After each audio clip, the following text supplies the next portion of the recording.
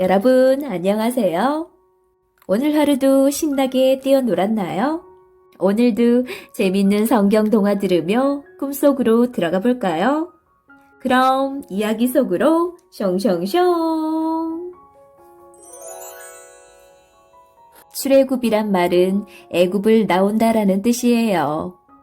애굽은 지금의 이집트를 말합니다. 모세는 하나님께 율법을 받은 위대한 선지자예요. 오랫동안 애굽에서 종살이를 했던 이스라엘 백성은 모세를 따라 애굽을 탈출하여 가나안 땅으로 들어가죠. 모세는 살면서 어려운 일을 많이 겪었어요. 단지 이스라엘 남자아이라는 이유만으로 나일강에 던져져야 했던 무서운 시절에 태어나 120살이 될 때까지 파란만장한 삶을 살았죠. 그럼 이야기 속으로 들어가 볼까요? 모세.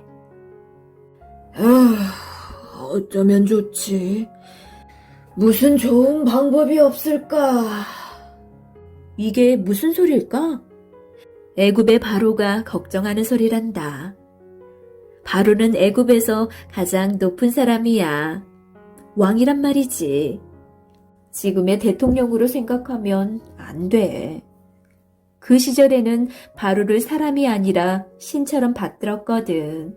그러니까 사실 왕보다도 훨씬 대단하고 높은 사람이야. 그럼 바로가 무슨 걱정이 그리 많을까? 사실 바로는 이스라엘 사람들 때문에 걱정이었어. 웬일인지 애굽 사람들은 아기를 적게 낳아 점점 숫자가 줄어드는데 이스라엘 사람들은 날이 갈수록 인구가 늘어났거든. 전쟁이 났을 때 저 히브리 놈들이 적군의 편을 들면 어쩌지? 이제는 우리 애굽 사람들보다 저들의 숫자가 더 많아지고 있으니 큰일이야. 애굽 사람들은 이스라엘 백성을 히브리인이라고 불렀단다. 그때는 나라가 없었기 때문에 히브리 말을 쓰는 히브리 민족이라는 뜻으로 그렇게 불렀던 거지. 바로는 그 옛날 요셉이 애굽을 위해 얼마나 좋은 일을 했는지 몰랐어. 온 나라가 굶어 죽게 되었을 때 애굽을 구한 사람이 바로 요셉이라는 걸 말이야. 바로는 그 옛날 요셉이 애굽을 위해 얼마나 좋은 일을 했는지 몰랐어. 온 나라가 굶어 죽게 되었을 때 애굽을 구한 사람이 바로 요셉이라는 걸 말이야. 하긴 400년이나 지났으니까 그럴만도 하지. 바로는 이스라엘 사람들의 숫자를 줄일 방법을 궁리했어. 좋아. 저들을 노예로 삼고 일을 아주 힘들게 시키자. 그러면 건강도 나빠지고 아기도 낳기 힘들어질 거야. 진작 왜 그 생각을 못했을까? 바로는 곧바로 감독들을 뽑은 다음 이렇게 명령했어. 이스라엘 사람들을 시켜 멋진 피라미드를 만들게 하라. 그날부터 길고 엄청난 공사가 시작되었어. 키도 크고 얼굴도 무시무시하게 생긴 감독들이 이스라엘 사람들을 감시하기 시작했지. 이스라엘 사람들은 아주 고되게 일을 했어.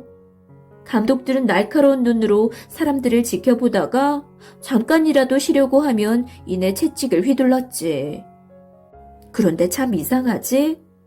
하루 종일 쉬지도 못하고 맨손으로 흙을 다지고 돌을 나르고 싸우면서도 이스라엘 사람들은 불평 한마디 하지 않았어.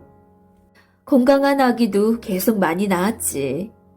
일이 계획대로 되지 않자 바로는 더욱 나쁜 마음을 먹고 말았어. 이제부터 태어나는 히브리의 사내애들은 모조리 나일강에 쳐넣어버려라. 말도 안 되는 일, 정말 무시무시하고 끔찍한 일이 사람들 눈앞에서 벌어지기 시작했어. 이스라엘 집안에 사내 아이가 태어나면 군인들이 들이닥쳐 빼앗아 갔지. 안 돼! 우리 아기 내놔! 엄마들은 아기를 빼앗기지 않으려 몸부림치고 울부짖었지. 하지만 무지막지한 군인들은 엄마들을 사정없이 밀쳐내고는 아기를 빼앗아 나일강에 풍덩풍덩 던지고 말았어. 악어가 득실거리는 강에 말이야. 정말 무서운 시절이었지. 이런 때 한 이스라엘 사람의 집에서도 한숨 소리가 새어나왔어. 여보, 어떡해요. 우리 아기가 아들이면. 조용히 해요. 당신은 최대한 배를 감추고 아기를 갖지 않은 것처럼 행동해요. 젊은 부부는 곧 태어날 아기 때문에 날마다 눈물을 지었단다. 갈대 상자.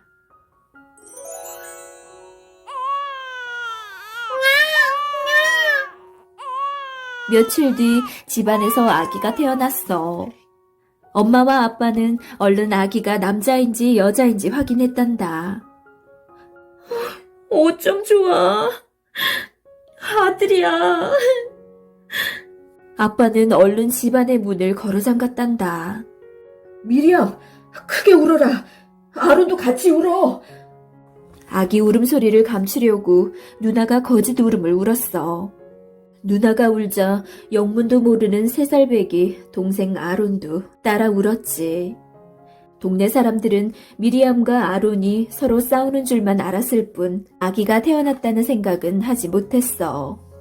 그런데 정작 슬프게 울고 있었던 건 바로 엄마란다. 엄마는 군인들이 아기를 잡아갈까봐 날마다 하염없이 눈물을 지었지. 어느덧 3달이 지났어. 아기는 자기 힘으로 몸을 뒤집고 목을 제법 빳빳이 세울 만큼 자랐지. 울음소리도 우렁차졌어. 그러자 동네 사람들이 수군거리기 시작했지. 아무래도 아론한테 동생이 생긴 것 같아. 저 집에서 아기 울음소리가 난단 말이야. 그러게, 엄마도 통 밖으로 나오지 않는 것이 뭔가 수상해. 같은 이스라엘 사람들은 눈치를 채고도 모른 척 해주었지만 문제는 군인들이야. 혹시 아기를 숨기는 집이 없나 하고 귀를 쫑긋 세우고 다녔으니까. 엄마 아빠는 더 이상 아기를 숨길 수가 없었어. 무슨 생각이 났는지 밖으로 나간 엄마 아빠는 갈대를 하나를 뽑아왔지. 그러더니 가로 세로 정성껏 엮어 바구니를 만들었단다. 무엇에 쓰려고 하는 걸까? 하나님이 보호해 주시면 어디 먼 데로 떠내려가 좋은 사람을 만날 수도 있을 거야. 엄마 아빠는 아기를 조심스레 안아 갈대 바구니에 넣었어. 알고 보니 이 바구니는 아기를 태울 1인용 보트였던 거야. 아가, 하느님이 널 보호해 주실 거야. 아기를 강물에 띄우는 일은 누나 미리암이 맡았어. 그 어린 꼬마 숙녀가 들고 있는 바구니 속에 아기가 있을 거라고는 누구도 생각하지 못할 테니까 말이야. 바로의 딸. 하느님, 제발 제 동생을 좋은 곳으로 보내주세요. 미리암은 강물에 둥둥 떠있는 갈대 바구니를 보면서 기도했어. 상자가 떠내려가면 강둑으로 같이 뛰어가고 풀숲에 걸리면 금방이라도 악어가 나타나지 않을까 하며 마음을 졸였지. 햇볕이 뜨겁게 내리쬐었지만 더운 줄도 몰랐어. 그때였단다. 저 아래에 한 무리의 사람들이 보였어. 강물로 목욕을 하러 온 사람들이었지. 누굴까? 이마에 손을 올리고 사람들을 살펴보던 미리암은 깜짝 놀랐어. 저분은 공주님? 아름다운 머리 장식을 하고 시녀들에게 둘러싸여 목욕을 하러 온 사람은 공주. 그러니까 바로의 딸이었어. 미리암은 가슴이 콩닥콩닥 뛰었어. 공주가 아기를 본다면 어떻게 할까 너무나 겁이 났지. 자기 아버지가 죽이라고 한 아기를 바구니에 넣어 띄워보냈으니까 말이야. 이런 마리암의 마음을 아는지 모르는지 갈대 바구니는 둥실둥실 떠서 공주 앞으로 갔단다. 공주는 얼른 바구니를 열어보았지. 저런 히브리인의 아이로구나. 공주는 한눈에 아기가 당한 일을 알아차렸어. 미리암은 두 손을 꼭 모은 채 침을 꼴깍 삼켰지. 그때 하느님이 공주에게 아기를 불쌍히 여기는 마음을 넣어주셨단다. 불쌍하기도 해라. 내가 데려다 키워야겠다. 공주는 아기를 품에 안았어. 아기는 공주를 보며 방글방글 웃었지. 이때 미리암이 얼른 갈대숲에서 뛰어나왔어. 공주님, 제가 아기에게 젖을 먹일 유모를 데려올까요?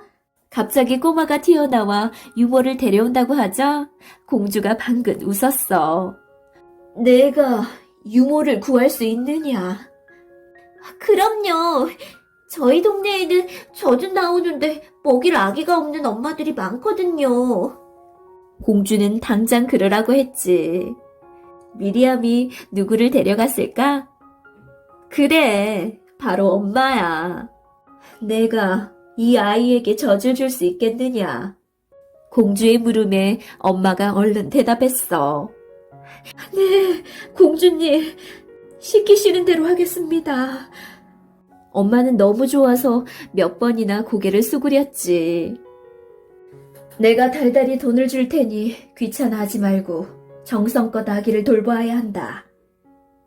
나중에 젖을 때거든 그때 아기를 데리고 왕궁으로 오거라.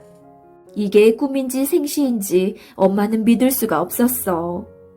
죽을 줄만 알았던 아들이 살게 되었고 엄마 품에서 자라게 되었잖아.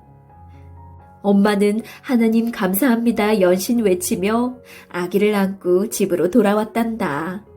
이 아기가 바로 모세야. 모세란 이름은 물에서 건졌다라는 뜻이지. 도망자. 모세는 멋진 왕자가 되었어. 애굽 왕궁에 살면서 훌륭한 선생님들한테 최고의 교육을 받으며 힘도 세고 무술도 잘하는 늠름한 왕자로 자라났단다. 하지만 모세는 자기가 이스라엘 사람이라는 것을 한순간도 잊지 않았어. 사랑하는 가족, 친척, 이웃은 모두 노예가 되어 힘들게 살고 있는데 자기 혼자만 왕궁에서 잘 먹고 잘 사는 게 못내 미안했지. 애굽 사람들은 멋진 건물을 잘 지었어. 지금도 세계 10대 불가사의 중 하나라고 불리우는 피라미드를 생각해보렴. 거대한 스핑크스는 또 어떻고, 그게 다 우리나라 단군 할아버지가 태어난 것보다 2000년이나 더 앞선 시대에 애굽 사람들이 만든 거란다. 그 엄청난 양의 돌을 깎고 옮기고 쌓은 사람들은 누구일까? 그게 바로 이스라엘 사람들이야. 모세의 형제 친척들이지. 모세는 그들을 볼 때마다 마음이 너무 아팠어. 어느 날 모세는 어떤 애굽 감독관이 이스라엘 노예를 마구 때리는 모습을 우연히 보게 되었어. 불쌍한 노예는 애굽 사람이 때리는 대로 이리 나동거라졌다가 저리 내동댕이 쳐졌지. 모세의 눈에서 불이 확 일어났단다. 모세는 그 못된 애굽 감독관을 향해 주먹을 날렸어. 그 사람은 그대로 땅에 고꾸라져 나뒹굴었지. 모세는 쓰러진 사람에게 다시 한번 주먹을 휘둘렀어. 그런데 조금 뒤 그 사람의 몸이 축 늘어졌어. 어떡하죠? 죽었나 봐요. 몸을 웅크리고 있던 이스라엘 노예가 말했어. 애굽 감독관은 정말로 그 자리에서 죽어버렸단다. 깜짝 놀란 모세는 얼른 주위를 둘러보았어. 아무도 보이지 않았지. 이 일은 당신과 나만 아는 걸로 합시다. 모세가 손으로 모래땅을 거칠게 파헤치면서 말했어. 그 사람도 고개를 끄덕이며 함께 모래땅을 팠지. 둘은 아무도 모르게 죽은 사람을 모래땅 속에 파묻었단다. 다음 날 모세는 길을 걷다가 이스라엘 사람 둘이 서로 멱살을 잡고 싸우는 걸 보았어. 왜들 그러십니까? 손들 놓고 말하세요. 모세가 두 사람 사이에 끼어들었어. 그러자 그중 한 사람이 모세를 보고 거칠게 말했어. 넌 뭐야? 잘난 왕자님이시구먼. 다른 사람도 금방이라도 모세에게 달려들 듯한 자세를 취하며 말했어. 누가 당신더러 재판해달래? 어제는 애굽 사람을 죽이더만 오늘은 왜 나를 죽이려고? 모세는 머리털이 쭉 펴서는 걸 느꼈어. 눈앞이 캄캄했지. 어제 그 일이 일어났을 때 분명 주위엔 아무도 없었는데 저들이 어떻게 알았을까? 아니나 다를까 궁에서 심부름꾼이 급하게 달려왔어. 모세 왕자님, 큰일 났습니다. 어서 피하십시오. 어제 애굽 감독관을 죽였다는 사실을 바로가 알게 된 거야. 바로께서 불같이 화가 났습니다. 모세는 눈앞이 캄캄했어. 도저히 궁으로 돌아갈 용기가 나지 않았지. 무슨 일이 일어날지 불보듯 뻔했으니까. 고민하던 모세는 그 길로 도망을 치고 말았단다. 양치기가 된 왕자. 여기는 미디안의 땅. 하루 종일 뜨거운 햇볕이 내리쬐는 황무지란다. 애굽에서 멀고 먼 이곳까지 도망쳐 오긴 했지만 모세는 앞으로 어떻게 살아야 할지, 무엇을 해야 할지 막막하기만 했어. 우물가에 앉아 지난 일을 생각해보니 기가 막혔지. 왕자로 모든 것을 누리며 살다가 하루아침에 살인자가 되었으니 말이야. 그때 저 멀리서 양떼를 몰고 오는 아가씨들이 보였어. 서로 꼭 닮은 것이 자매 같아 보였지. 아가씨들은 즐겁게 소곤거리며 양떼에게 먹일 우물물을 길렀어. 그때 어디선가 험악한 사내들이 나타나 시비를 걸었어. 야! 누가 먼저 물을 기르래? 당장 저리 비켜! 날마다 아가씨들을 괴롭히는 근처의 목자들이었어. 목자들은 자기들이 먼저 우물을 차지하겠다며 으름장을 놓았어. 정의의 사나이 모세가 가만히 있을 리 없지. 차례를 지킵시다. 이 아가씨들이 먼저 오지 않았소. 목자들이 동시에 모세를 쳐다봤어. 뭐야? 넌 왜 남의 일에 끼어들고 야단이야? 목자 하나가 모세를 밀쳤어. 하지만 모세는 끄떡도 안 했지. 다른 목자가 덤벼들려고 하자 모세는 얼른 그 사람의 손목을 붙잡았단다. 손목을 붙잡는 힘이 어찌나 센지 그 사람은 마치 비명도 못 지르고 고통스러워했어. 목자들이 뒤로 주춤 물러서자 모세가 아가씨들에게 말했어. 어서 양떼에게 물을 줘요. 고맙습니다. 정말 고맙습니다. 아가씨들은 몇 번이나 절을 한 뒤 양떼를 몰고 집으로 돌아갔어. 이 아가씨들은 미디안의 제사장 우루엘의 딸들이었지. 아버지, 저희 다녀왔습니다. 우루엘이 깜짝 놀라며 물었어. 아니, 어쩐 일로 이렇게 빨리 돌아왔느냐? 오늘은 목자들이 회방을 놓지 않더냐? 웬걸요. 오늘도 목자들이 행패를 부렸어요. 그런데 오늘은 웬 애굽 사람이 나타나서 우리를 도와주었어요. 그 사람 아주 힘이 세던걸요? 정말 멋있었어요. 아가씨들은 우물가에서 있었던 일을 아버지에게 이야기했단다. 그런데 그 고마운 사람을 그냥 두고 왔단 말이냐? 집으로 초대해서 음식이라도 대접했어야 하는데. 양을 치는 유목민들은 손님을 아주 잘 대접했단다. 전혀 모르는 사람들에게도 식사를 대접하고 잠자리를 빌려주곤 했지. 아버지가 말했어. 첫째야, 넌 다시 가서 그 사람을 데려오너라. 둘째야, 넌 빨리 음식을 만들어라. 셋째는 집을 좀 치우고. 이렇게 해서 모세는 우레엘의 가족과 함께 맛있는 저녁을 먹었지. 식사가 끝나자 우루엘이 물었어. 그런데 애굽 사람인 당신이 이 먼 곳까지 웬일입니까? 어디 찾아가는 곳이 있습니까? 모세는 고개를 푹 숙였어. 없습니다. 하지만 애굽으로는 절대 돌아가지 않을 생각입니다. 그러자 우루엘이 말했단다. 무슨 사연인지는 모르겠지만 마땅히 갈 곳이 없으시면 여기서 우리와 함께 지내시지요. 그게 정말입니까? 그래도 됩니까? 우루엘은 모세가 마음에 쏙 들었단다. 거친 목자들과 싸워 이긴 것을 보면 용감한 청년임이 분명하고 어려운 이들을 도와준 것을 보면 마음이 올바른 사람이라는 것을 알 수 있었지. 게다가 흘러넘치는 왕자의 기품까지 갖추었잖아. 아예 내 사위가 되는 것은 어떻겠소? 우루엘은 모세를 곁에 두고 싶어 자기의 딸 십보리와 결혼을 시켰지.